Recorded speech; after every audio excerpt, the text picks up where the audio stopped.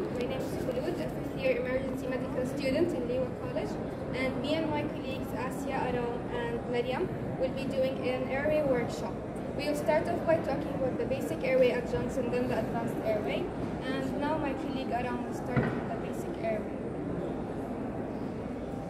Hello everyone, my name is Aram. So today we will be talking about the basic airway adjuncts.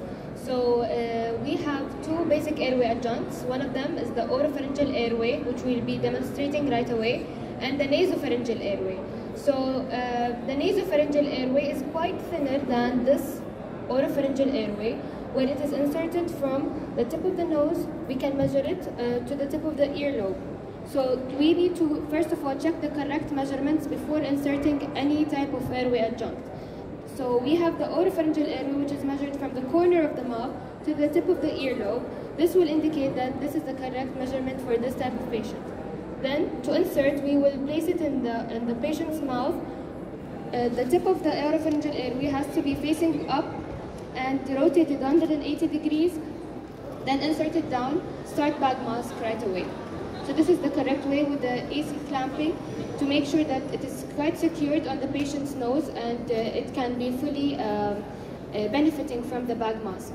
And this is the correct way for bagging the patient after inserting the oropharyngeal airway. Now, afterwards, we will be mentioning the more advanced airway adjuncts with my colleague Khulud.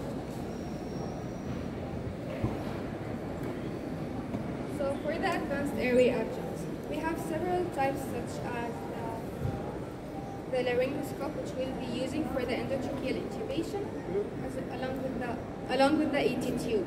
We also have the combi tube and other types of advanced airway. So now we will be demonstrating an endotracheal intubation. So we'll start off by holding the blade, the laryngoscope, in her left arm and letting the blade rest at the vallecula.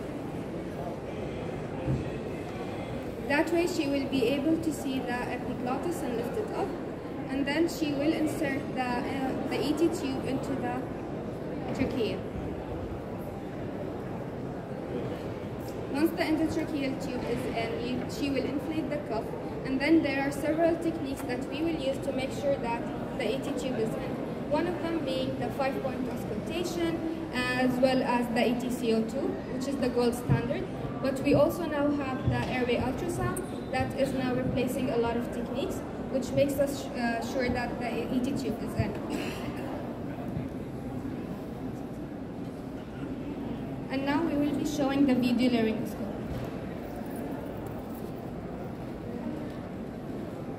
So what makes a video laryngoscopy that special? For us in the pre-hospital setup, we all know that is an unstable environment, and having to go for intubation is not something easy to do. So while we have a video laryngoscopy available, this makes it much more easier for us to insert the ET tube and make sure that it is placed correctly.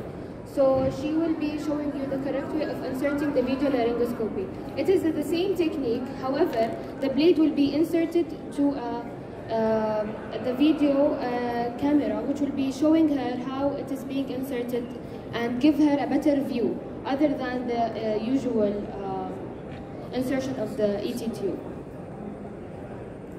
This way she is able to visualize the glottis and she will be inserting it correctly.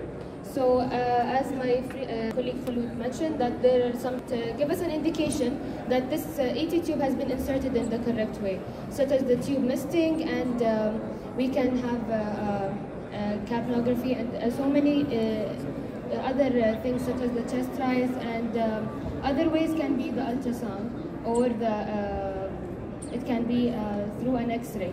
So this can help us to indicate that this ET tube has been inserted in the correct way.